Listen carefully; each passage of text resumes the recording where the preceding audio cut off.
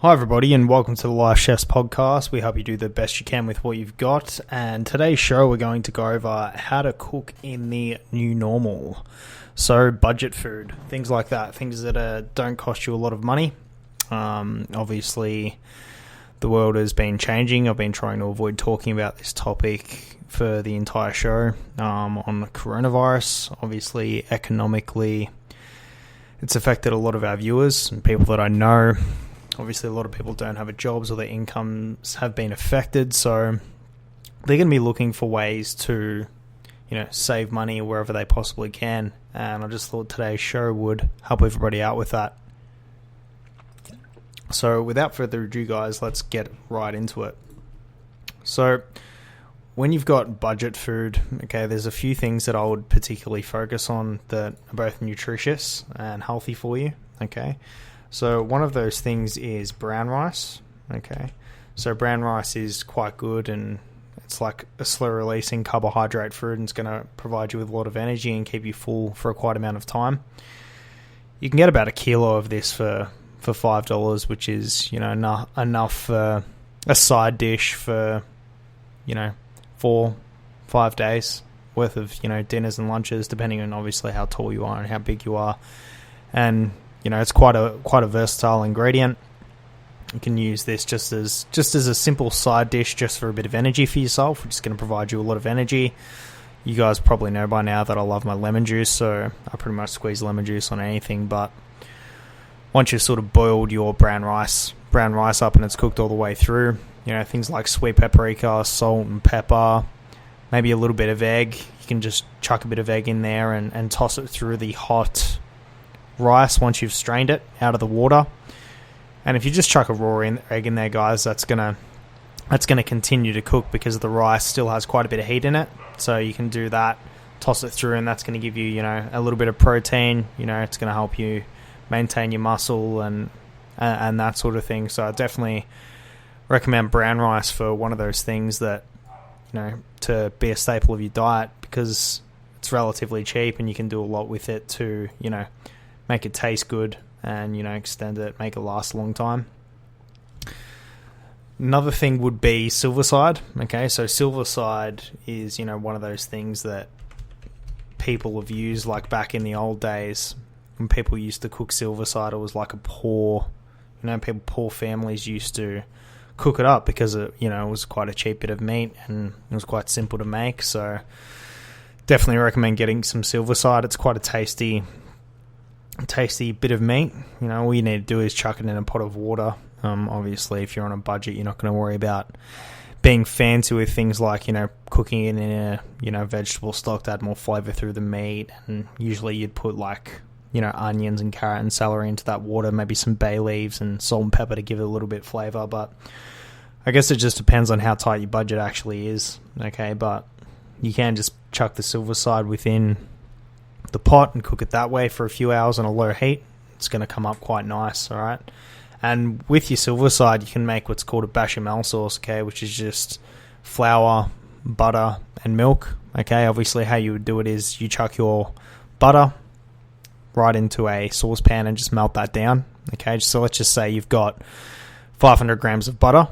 You want to be melting that down. You want to put an equal amount of flour in there. So make sure you've got, say, 500 grams of your plain flour. And you want to be adding that and stirring it with a wooden spoon and beating it down and stirring it as much as you can over a high to medium heat. This is when you're making a bechamel. It's one of those things you want to be continuously stirring and obviously getting that floury sort of taste out of the base of the bechamel. So keep stirring it until your flour and your butter has evenly combined and it's starting to get that golden brown color, and keep beating it down. And then you want to add a bit of milk. So you want to add your milk in a little bit slowly. So maybe add in 500 grams of your milk first. Once obviously your roux, which is what we call the base of your bechamel, a roux, is cooked to the desired outcome. Once you add the milk though, you do want to get a whisk, and just start whisking that through just so it doesn't get any lumps in it. Because when you can make a bechamel, if you don't stir it well with a wooden spoon, or you're not whisking it constantly, it's going to get a lumpy sort of texture, and it's just not going to be very appealing. Those little lumps can have bits of flour in it. It's It's not going to taste very nice, okay? So definitely what I'd do is get that whisk and just add in a bit of a bit of milk as you go along until it becomes a nice creamy white sauce, okay? And you can pour this over your silver side, and it's going to be quite cheap to do so. Obviously, if you don't have butter, it's not ideal, but you can use margarine. It's going to give you a similar effect, but butter is more of the traditional way. Obviously, just going back to what your budget is, okay? If you can't afford butter and maybe margarine is more your style, just follow the same method but with margarine, okay? And something simple like that is going to provide, a cheap meal for your family, and something that's going to keep you, your head above water in this time. Another thing is with vegetables. So at the supermarket, you've got, a bunch of frozen vegetables, and then you've got your fresh vegetables, okay? And the fresh vegetables tend to be quite a bit more expensive, but, fresh vegetables have their downsides as well. If you're buying fresh vegetables from the supermarket, generally people put in the fridge, and it's not going to last as long as some of the frozen vegetables that you would buy from the supermarket. So if you can, buy all of these things in bulk, it's just going to save you in the long term. I just get the frozen vegetables from the supermarket. It makes it easier. Everything's already packaged up. And yeah, just a simple thing like frozen broccoli, frozen cauliflowers, and carrots. Those sort of things are in a combined sort of packet. Will definitely serve you well. You can just take that straight out of the freezer and chuck it in a boiling pot of water, and it's not going to take long to cook. And the reason for that is, guys, it's already cooked when you've got it frozen. Okay, it's just frozen. So that's why, when you're chucking it in a pot, you might think, oh, it's not cooked yet. It's already cooked. It's just frozen, so you don't eat it frozen. So just keep that in mind. Once it's defrosted, it's ready to eat, and then you can just, add a bit of salt and pepper to that, and you're good to go. Okay, so vegetables had a lot of water in it. Water's good for your diet. It's going to help keep your skin looking nice. All this sort of stuff, you can't really go wrong. It's not, processed sort of food. It's cheap, and it's going to keep you going in this difficult time. Another thing is peanut butter. Okay, this isn't, necessarily a recipe you can make, but peanut butter you can add to anything. It's got a lot of carbs in it. It's going to keep you full for a long time. So if you're really struggling, you can just get peanut butter and just eat that. Obviously it's not the best for you, but it is going to keep you alive. All right.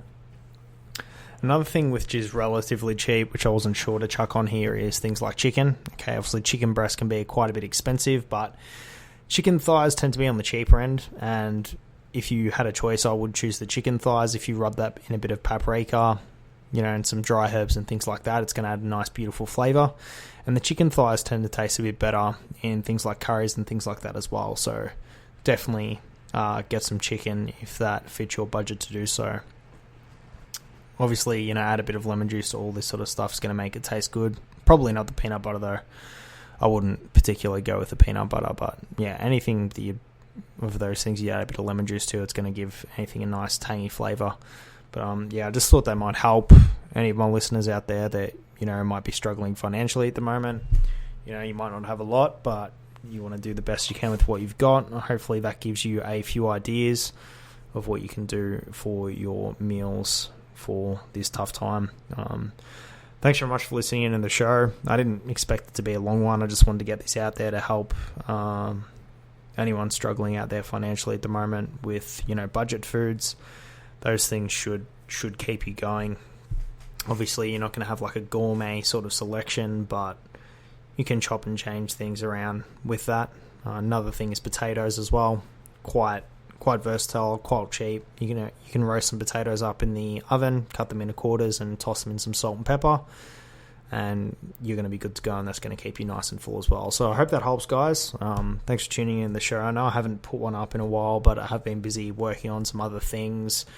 This is more just a passion project for me, just something I like talking about occasionally. So I don't really know if this is going to be something I'm going to do every week, but we're just going to play it by ear, see how things go. I'd think at least once a month, an absolute minimum. I just don't want to give anyone the wrong idea of that, this is something I'm going to be doing every day or every week, but, just whenever I think I can add value somewhere, I'll shoot in with a quick episode, and hopefully it helps a few of you out. So hope that helps. Take care, guys, and I'll speak to you later. Bye.